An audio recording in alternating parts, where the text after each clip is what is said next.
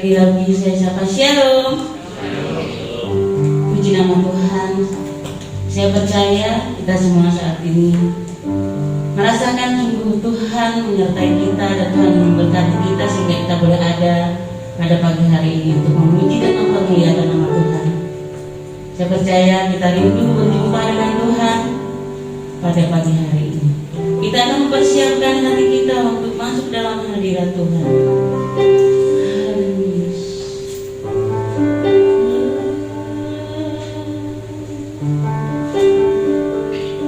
Ini kami di hadapan Tuhan. Kami siap memuji dan menyembah Engkau. Ampuni Tuhan segala dosa dan pelanggaran kami, sehingga kami boleh layak masuk ke dalam hadirat-Mu yang kudus Tuhan. Terima kasih Tuhan, kami percaya kasih-Mu menyatakan dalam kehidupan kami hari lepas dari saat ini. Terima kasih Yesus, terima kasih. Kita naikkan satu pujian. Yesus, ku cinta Kau, ku tinggikan, ku agungkan.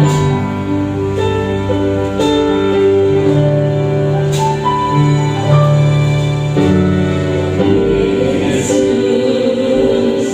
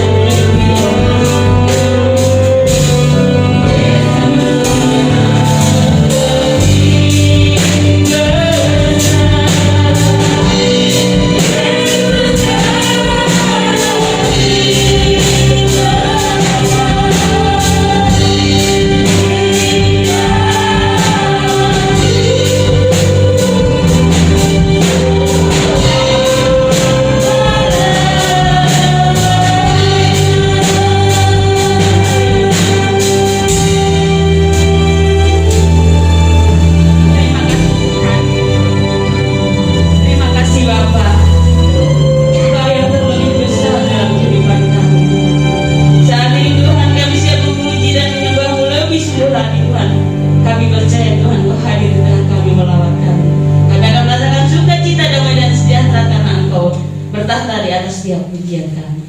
Terima kasih Tuhan, kami alaskan doa serta permohonan kami hanya di dalam nama Tuhan Yesus. Haleluya, amin. Kita masih tetap bangkit berdiri saudara, masih ada sukacita, amin. Kita akan memuji Tuhan dengan lebih sungguh lagi. Terpujilah namamu Tuhan.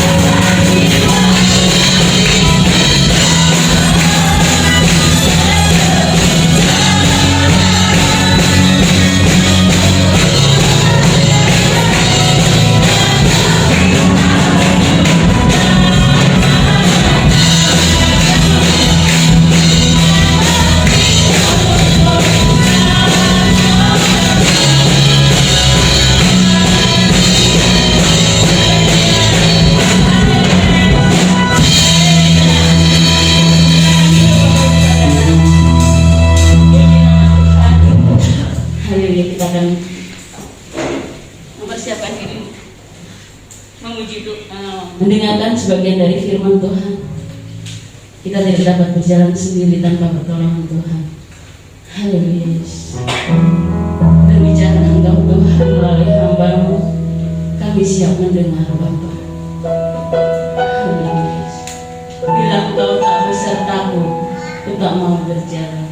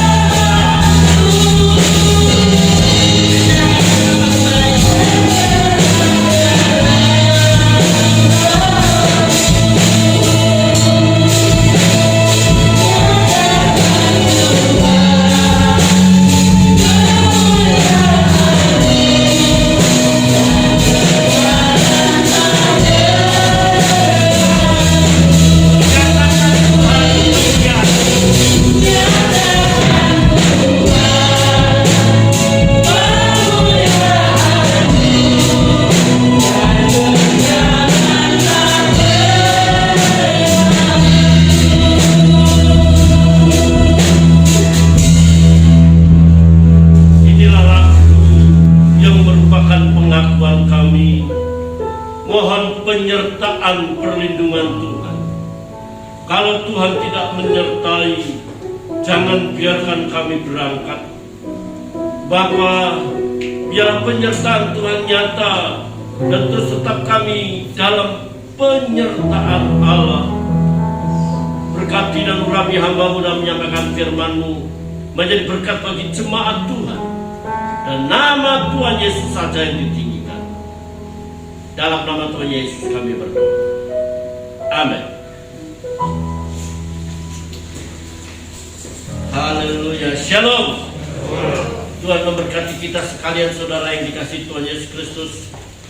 Hari ini kita akan membaca dalam Keluaran pasal yang ke-8, ke-17 ayat 8.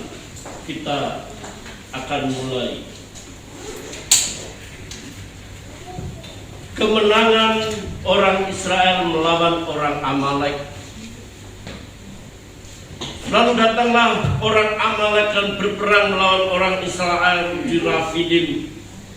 Musa berkata kepada Yosua, pilihlah orang-orang bagi kita, lalu keluarlah berperang melawan orang Amalek. Besok aku akan berdiri di puncak bukit itu dengan memegang tongkat Allah di tanganku. Lalu Yosua melakukan seperti yang dikatakan Musa kepadanya dan berperang melawan orang Amalek. Tetapi Musa, Harun dan Hur telah naik ke puncak bukit. Dan terjadilah apabila Musa mengangkat tangannya lebih kuatlah Israel.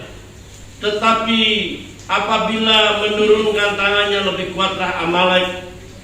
Maka penatlah tangan Musa, sebab itu mereka mengambil sebuah batu diletakkan di bawahnya supaya duduk di atasnya. Harun dan Hur menopang kedua belah tangannya, seorang di sisi yang satu, seorang di sisi yang lain, sehingga tangannya tidak bergerak sampai matahari terbenam.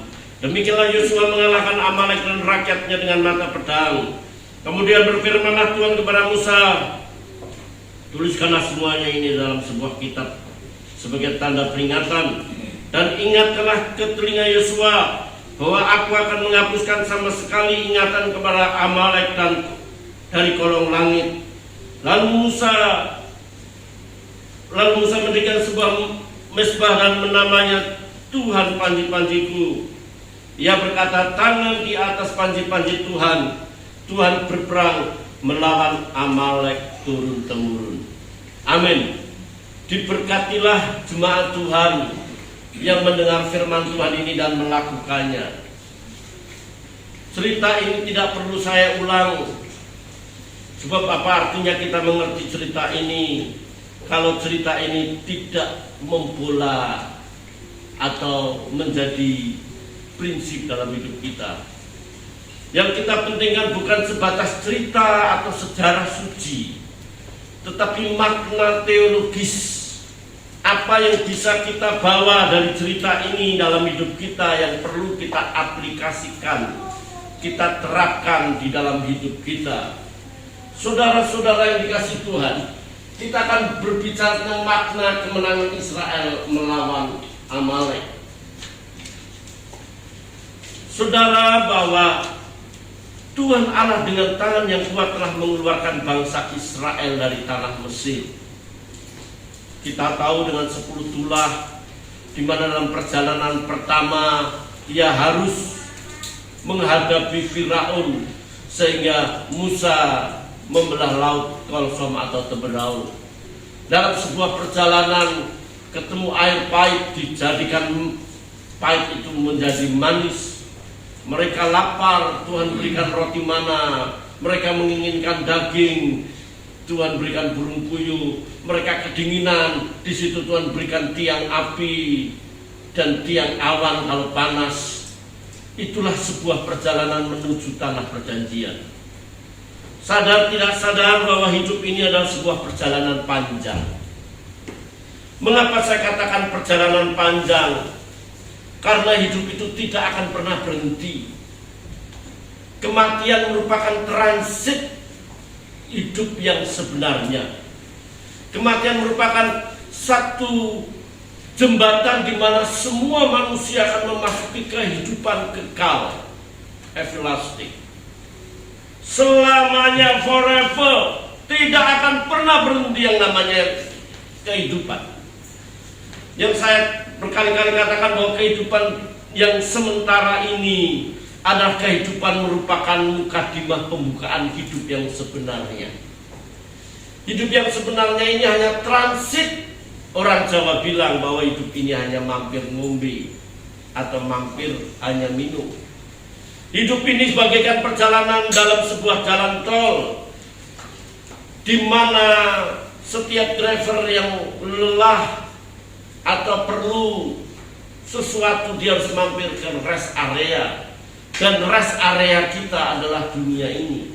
Dunia ini bukan milik kita. Hidup ini dalam sebuah perjalanan, saudara. Perjalanan kita jelas ditentukan kemana arah kita.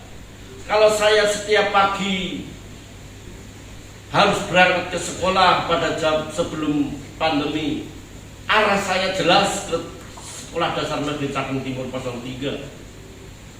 Jelas. Kalau saya kuliah saya harus ke Kelapa Gading, arahnya jelas. Oleh sebab itu tidak boleh berputar-putar, arahnya jelas. Hidup ini harus memiliki arah yang jelas.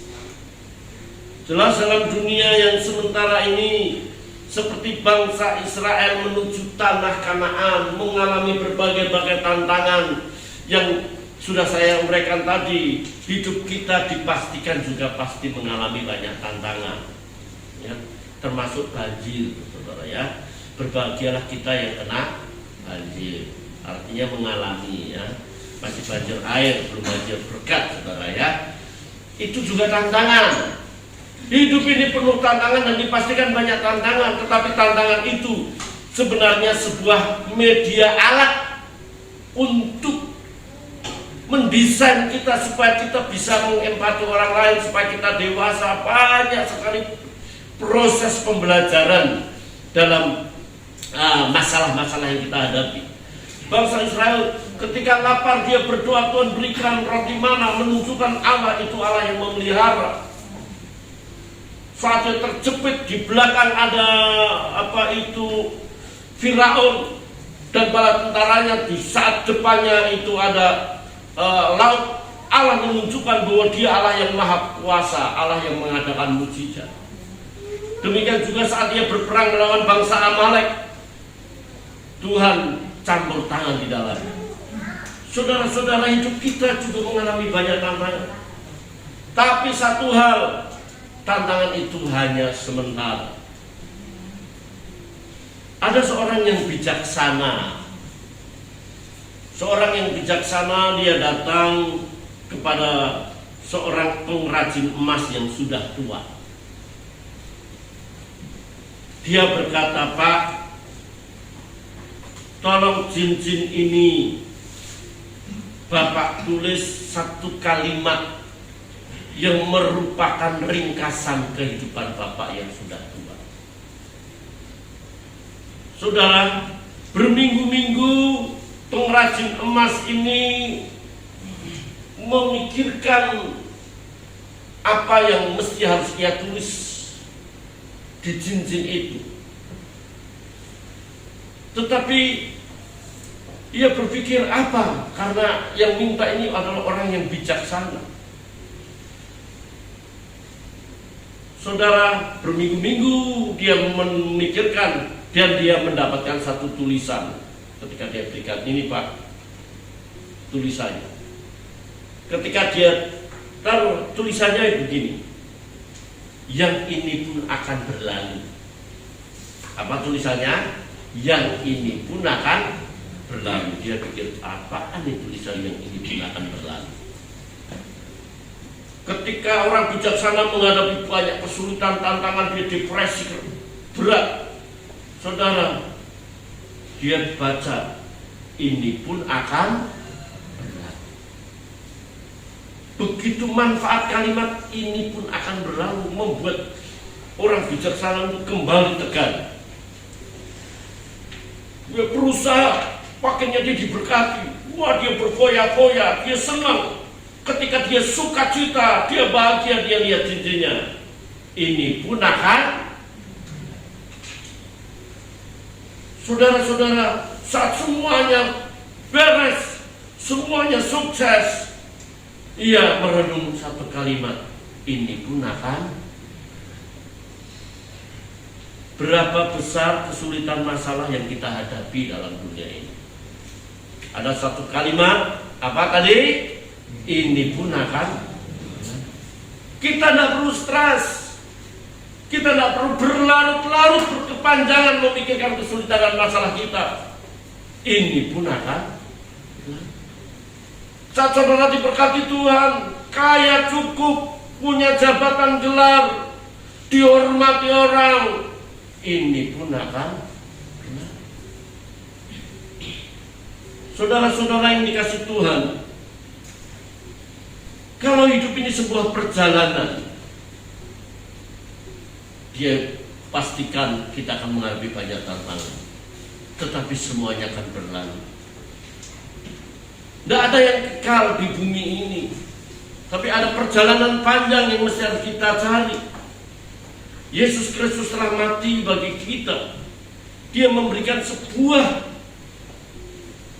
pilihan untuk kehidupan kekal. Kalau dunia ini banyak pilihan, saudara.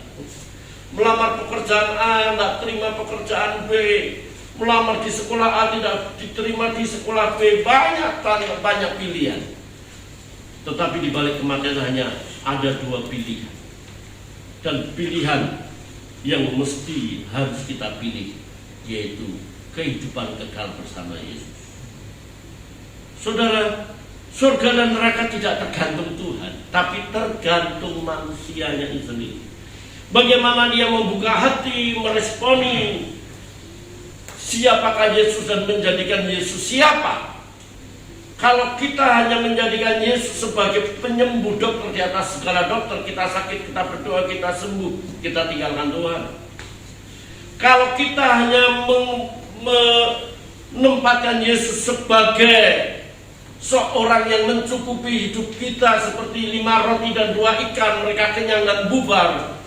Kalau kita kurang, kita berdoa, Tuhan cukupi kita, kita berhasil, kita bisa tinggalkan Tuhan. Kalau kita menempatkan Yesus hanya sebagai hal untuk menambah dalam hidup kita, saat kita dalam keadaan putus asa, saat kita menghadapi banyak masalah, kita berdoa dan Tuhan memberikan jalan keluar, kita bisa tinggalkan Tuhan. Saudara, kalau kita hanya menempatkan Tuhan dan memanfaatkan Tuhan untuk hidup kita, satu kali kita akan kecewa dan meninggalkan Tuhan. Kita tidak boleh memanfaatkan Tuhan dalam hidup kita. Kita pun juga tidak boleh memanfaatkan kebaikan orang. Kita memang harus berbuat baik, tetapi kita tidak bisa, jangan sampai kita dimanfaatkan orang, kebaikan kita. Ada banyak orang yang suka memanfaatkan orang lain. Ya, saudara-saudara dikasih Tuhan Yesus Kristus. Yesus Kristus telah mati bagi kita, dan itu merupakan sebuah anugerah di mana kita boleh meresponi, supaya kita boleh menerima Tuhan sebagai Tuhan dan Juru Selamat. Kata Tuhan itu orang yang kita taati, di mana kita tunduk. Itu respon kita. Saudara, kita pernah melihat gambar di mana Tuhan Yesus berdiri di depan pintu. Ya. Itu kalau tidak salah di Wahyu 3 itu 20 atau 19 atau 20. Lihat, aku berdiri di muka pintu dan mengetuk. Barang siapa membukakan pintu, aku akan masuk, aku makan bersama-sama dengan dia, dan dia bersama-sama dengan aku. Terjadinya sebuah persekutuan. Saudara, gambar Yesus yang sedang berdiri di depan pintu itu digambar oleh Holman Hunt. Dia mengumpulkan orang-orang yang ahli dalam menggambar, pelukis. Dia taruh itu gambar. Silahkan kritik gambar Yesus yang sedang berdiri di depan pintu. Semua bilang expert, ahli, perfect, sempurna, tidak ada kesalahan. Detail-detailnya gambar Yesus, pintunya cukup bagus, Pak. Nah, di situ juga ada banyak orang, bukan hanya ahli gambar atau pelukis, tetapi juga orang-orang awam yang datang. Semua ahli, semua pelukis berkata, sempurna. Tetapi ada yang orang awam angkat tangan. Kurang satu, Pak. Anda lupa membuat gagang pintu supaya Yesus bisa membuka. Tetapi saudara Holtman ini berkata, memang sengaja tidak ada gagang pintu. Tuhan tidak pernah membuka pintu. Gagangnya ada di dalam, tidak kelihatan. Yang membuka orang dari dalam. Jadi bukan Tuhan yang bergerak, tapi orang itu yang meresponi dan mempersilakan Tuhan masuk ke dalam. Amin. Membuka pintu Tuhan ini, aku Tuhan ajakku hidup kudus, hidup benar, lebih suci, lebih sungguh-sungguh. Wah saudara, setiap pagi kalau saya berdoa, surat 3, saya bersyukur. Loh siapa kita ini loh, kok bisa kita datang sama Allah yang menciptakan langit dan bumi. Saya berkata, Tuhan, kalau Allah Abraham, Ishak dan Yakub, Allah yang memanggil Musa, Allah yang berbicara pada Elia dengan air, dengan angin sepoi, Allah yang juga kami percaya. Waduh, indahnya saudara. Kalau kita mengalami persekutuan dengan Tuhan, kami buka hati Tuhan, kuasai hatiku, pikiranku, setiap perkataanku menjadi berkat. Pertajam lidahku untuk membangun, pertajam lidahku untuk menguatkan, pertajam lidahku untuk menegur orang dengan lembut. Begitu indahnya saudara yang dikasih Tuhan Yesus Kristus. Dipastikan hidup ini dalam sebuah perjalanan. Di balik kematian itu pilihan. Pilihan kita. Kalau dunia ini banyak pilihan, tetapi di balik kematian perjalanan panjang itu pilihan kita. Kalau kita sudah memilih, mari kita mempersiapkan diri untuk itu. Saudara, yang kedua, saudara, siap tidak siap, mau tidak mau, bahwa hidup ini dalam sebuah peperangan, dalam perjalanan. Bangsa Amalek merupakan keturunan dari Amalek. Amalek itu cucunya Esau, di mana dia tinggal di padang gurun pasir dekat laut mati. Kesenangannya atau hobinya membunuh orang. Hidupnya hanya hasil perampasan. Dia menyerang biasanya dari belakang. Ya. Saudara, orang Amalek salah menyerang bangsa Israel. Terbukti Allah Israel menyertai dan memberikan sebuah kemenangan. Saudara, hidup ini merupakan sebuah peperangan. Apalagi masa-masa pandemi ini, masa-masa sulit, ya, keuangan sulit, orang banyak stres, orang kaya mendadak bisa menjadi miskin, saudara. Ya, orang-orang bisa lihat orang kaya, dia bisa menjadi pemulung. Orang-orang yang biasa jualan di pinggir-pinggir sekolah juga banyak yang jadi pemulung. Aduh, hidup ini susah, sulit. Dan itu peperangan. Perang dengan kehidupan, ya, karena sekolah harus dibayar, kebutuhan harus dibayar, kemudian perut harus diisi. Inilah pergumulan hidup, saudara yang dikasih Tuhan. Oleh sebab itu dalam peperangan ini, saudara, kita harus menang. Sebab dalam peperangan ini, baik itu peperangan dengan ekonomi, peperangan dengan masalah kesulitan, peperangan dengan dosa, daging ini, saudara, ya, daging ini kuat sekali, ya. Banyak orang jatuh, ya. Banyak orang-orang bisa jatuh, pendeta pun juga bisa jatuh, saudara.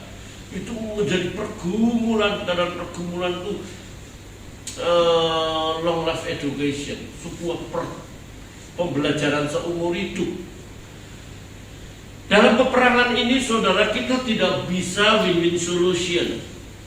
Artinya win-win solution itu kerangka berpikir dan hati yang selalu berusaha memperoleh keuntungan bersama, sama-sama untung. Dengan dosa tidak bisa begitu, dengan kuasa kegelapan tidak bisa begitu. Bahwa perang itu antara hidup dan mati. Kalau kita tidak kalah, kita dikalahkan. Oleh sebab itu Alkitab berkata, Musa berkata, pilihlah orang-orang. Jadi dalam hidup ini harus punya skill, Hidup ini orang harus punya kompetensi. Nah, kompetensi ini bukan mesti harus sekolah sarjana, magister atau doktor. Kalau kita bisa begitu, saya minta jemaat kejar terus, anak muda belajar terus. You bisa lihat 10 tahun yang akan datang. Jangan lihat sekarang bapakmu masih hidup, emakmu masih hidup, kamu bisa makan, bisa minum. Tapi 10-20 tahun yang akan datang, kalau kau udah pintar, udah punya kompetensi, waduh, ditinggalkan. IT terus berkembang. Tetapi untuk kita menghadapi masalah kesulitan ini, kita perlu hikmat Allah. Hikmat itu kan hukmah, wisdom, Sophia dalam bahasa Yunaninya. Bukan hanya sebatas kita pandai mengambil sebuah keputusan. Hikmat itu juga termasuk skill, termasuk kompetensi. Kompetensi itu adalah perpaduan pikiran, hati, dan keterampilan. Itu kompetensi. Pak Kris bisa main, itu kompetensi. Tetapi kalau hanya sebatas main tidak dalam hati, pengkhotbah itu kan urapannya waktu khotbah. Tapi kalau Pak Kris sedang ting gitu, main ting, bus urapannya kuat. Makanya hamba itu pelayan-pelayan Tuhan itu standarnya harus hidup dalam doa. Masalah ya walking bass, main bass itu urapannya di situ. Waktu Excel main paper urapannya di situ. Jadi jangan hanya berpikir kita itu diurapi hanya pengkhotbah, enggak, pemimpin pujian semuanya. Nah, itu skill, itu kompetensi yang saya katakan. Yang ada di mimbar, di belakang mimbar ini orang-orang yang berkualitas. Ya, orang-orang yang berkualitas. Makanya saya bilang Mas Ari, kalau seandainya ada sebuah kesalahan langsung di-delete, jangan di-expose di YouTube. Sebab di YouTube itu kan lihat ini loh GBI, Papa Mas kompetensi enggak ini pengkhotbahnya, kompetensi enggak yang pimpin pujian, musiknya bagaimana. Nah, hidup ini perlu kompetensi, perlu skill. Dalam kita menghadapi masalah, saudara yang dikasih Tuhan, kita perlu hikmat, perlu usaha, ada tindakan. Ya, nggak bisa kita kurang uang terus Tuhan tolong berikan mujizat, gerakan orang untuk memberi. Kerja, usaha, bisa yang bisa kita lakukan, kita lakukan, saudara yang dikasih Tuhan. Apalagi masa-masa pandemi seperti ini, ya, makanya saya katakan jadilah orang Batak. Ya, kalau nggak jadi orang Batak, wah, susah, saudara.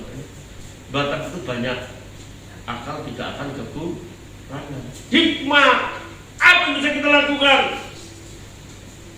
Itu skill, itu kompetensi. Pilihlah orang-orang. Nah, kita kalau dari segi kehidupan rohani, kita ini orang-orang pilihan Tuhan, yang Tuhan berikan hikmat, kekuatan. 1 Korintus 10:13, hafal semua ya. 1 Korintus 10:13 ya, 1, 2, 3. Pencobaan-pencobaan yang kamu alami adalah pencobaan-pencobaan yang biasa yang tidak melebihi kekuatan imanmu. Allah itu setia dan dia akan memberikan jalan keluar. Saudara ngomong aja, saudara udah hafal di sini ya, Mas Ari ya. Saudara, yang 1 Korintus 13, Allah memberikan jalan keluar. Tetapi kita jangan NATO, jangan no action talk only, jangan hanya diem. Apa yang bisa kita lakukan, kita lakukan. Orang yang punya 50.000, Tuhan tolong Tuhan. Ya, dia jualan sayur dari kecil, saudara, akhirnya menjadi besar. Tuhan memberkati.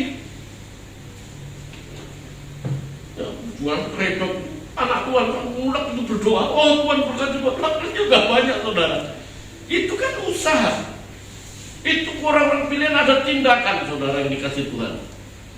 Saudara, mari kita melibatkan Tuhan dalam hidup ini. Ketika Musa naik, terangkat, maka terjadi kemenangan. Bersama kita bisa, yang pertama artinya apa? Ini ada keunitian. Ada keunitian antara suami istri, anak, antara kolega, teman-teman, ya. Ya, manajemen itu, ya, manajemen itu bagaimana seni seseorang dapat bekerja sama dengan orang lain, itu manajemen. Karena pelajarin banyak manajemen pendidikan, pengen bikin diktat manajemen pendidikan. Jadi manajemen itu bagaimana orang lain, orang dirinya sendiri itu dapat bekerja sama dengan orang lain. Nah, kalau kita harus melibatkan orang lain, pertama yang harus kita libatkan Tuhan. Saat tangan terangkat itu menunjukkan Allah yang terlibat di dalamnya. Kalau Allah terlibat berarti Allah menguatkan, Allah meneguhkan, Allah memberikan kekuatan, power. Ya. Allah yang memberikan kekuatan berarti Allah yang memberikan pertolongan. Saudara-saudara yang dikasih Tuhan, sebentar.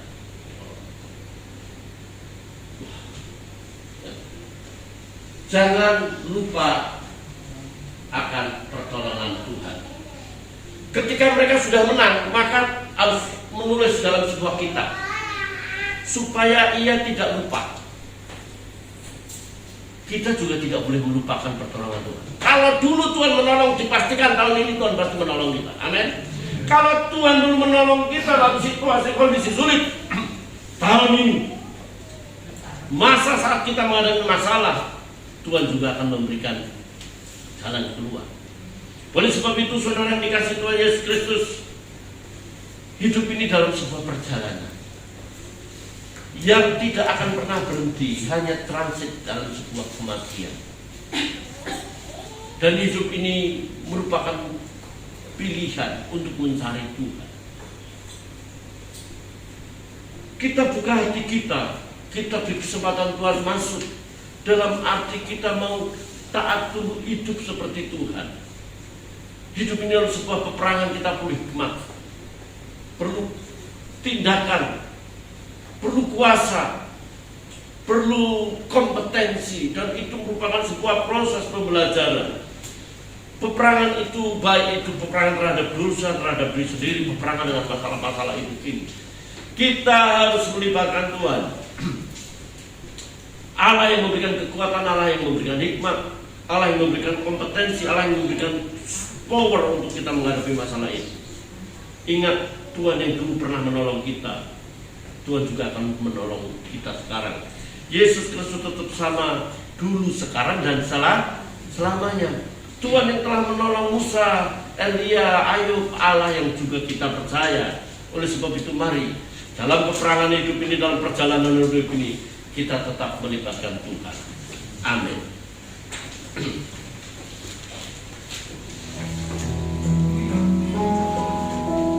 Bila engkau tak besertaku,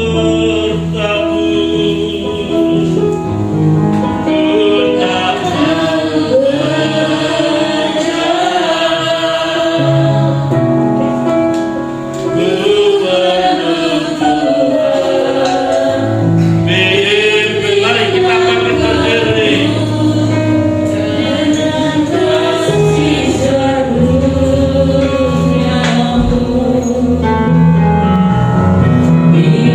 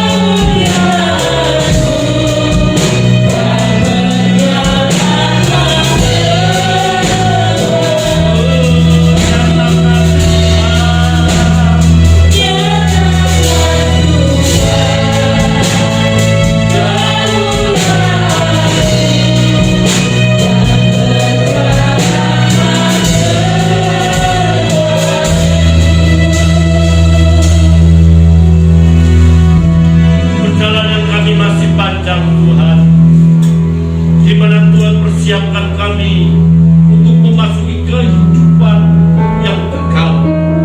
Oleh sebab itu, biarlah senantiasa kami meresponi firman-Mu. Hidup dalam peperangan kami harus menang. Kami tidak boleh kalah, sebab Tuhan panji-panjiku, Tuhan yang memberikan kekuatan, Tuhan yang memberikan kemenangan atas setiap kesulitan dan masalah yang kami hadapi. Meteraikan firman-Mu Tuhan dalam hidup kami, sehingga kami sungguh memahami dan mengerti kehendak Tuhan. Berkati jemaat-Mu, hamba tidak mengerti kesulitan dan masalah yang mereka hadapi. Tuhan berikan jalan keluar, agar mereka boleh mengerti Allah yang mereka sembah adalah Allah yang hidup, Allah yang menolong, menopang, menguatkan dan meneguhkan. Bapa, doa kami bagi jemaat-Mu yang masih isolasi mandiri, Tuhan memberikan kesehatan yang sempurna, pemulihan yang sempurna, sehingga minggu depan boleh kembali beribadah kepada Tuhan. Ada banyak jemaat yang tidak hadir, Tuhan menyertai dan menolong, memberi pemulihan dan kekuatan juga kesehatan. Doa kami Bu Martua, Tuhan tolong berikan kesehatan yang semakin sempurna. Sekali benar suci darah juga Tuhan akan tolong. Pemulihan terjadi dan kami ingin melihat ia hadir beribadah satu kali Tuhan. Ibu hati yang terbaring, Tuhan tolong. Oh Yesus, hamba berdoa, bila Tuhan akan menjamah, Engkau mengenal dia, kami menyerahkan ia dalam tangan Tuhan. Kami percaya Engkau maha bijaksana, Engkau maha mengasihi, Engkau Allah yang mengasihi dia. Bapak terima kasih, kami menyerahkan tetangga kiri kanan kami, bila keberadaan kami menjadi berkat bagi mereka. Terpujilah nama-Mu ya Bapa. Doa kami bagi jemaat-Mu yang sakit, Bapak Pranyanto, Ibu Lulu, Engkau jamah Tuhan sembuhkan dalam nama Yesus. Mereka hamba-Mu dan kami percaya lawatan-Mu nyata. Bapak, sebelum jemaat-Mu pulang, jemaat akan kembali ke rumah mereka masing-masing. Mereka akan memberikan persembahan bagi-Mu. Biarlah mereka memberi dengan sukacita, bukan dengan hati yang terpaksa. Sebab Allah mengasihi orang-orang yang memberi sukacita. Saudara arahkan mata hatimu dan pulanglah dengan berkat Tuhan. Kiranya damai dan sejahtera dari Allah Bapa, kasih dari Yesus Kristus Tuhan, dan persekutuan Roh Kudus menyertai saudara sekarang sampai Maranatha.